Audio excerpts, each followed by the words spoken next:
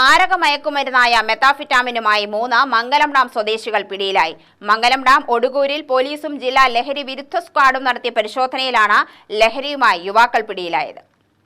പറശ്ശേരി ഉപ്പുമണ്ണയിലെ 20-കാരൻ വിഷ്ണു, 19-കാരൻ ഇസ്മയിൽ, കിഴക്കഞ്ചേരി കണിയമംഗലത്തെ 19-കാരൻ അഭിഷേക് എന്നിവരാണ് മാരക മയക്കുമരുന്ന് ഇനത്തിൽപ്പെട്ട 1 ഗ്രാമോളം മെത്താഫിറ്റമിനുമായി പിടിയിലായത്. പ്രതികൾ സഞ്ചരിച്ചിരുന്ന മോട്ടോർ സൈക്കിൾ പോലീസ് പിടിച്ചെടുത്തു.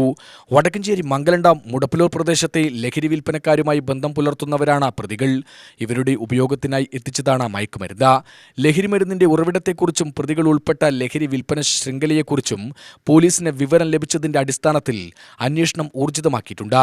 പാലക്കാട് ജില്ലാ പോലീസ് മേധാവി അജിത് കുമാറിന്റെ നിർദ്ദേശപ്രകാരം Alathur DYSP Muraleedharan, Palakkad narcotic cell DYSP Abdul Muneer, inspector S Aneesh എന്നിവരുടെ നേതൃത്വത്തിലുള്ള സംഘമാണ് പരിശോധന നടത്തി ലഹരിമരുന്നും പ്രതികളെയും പിടികൂടിയത്. UTV news, Palakkad.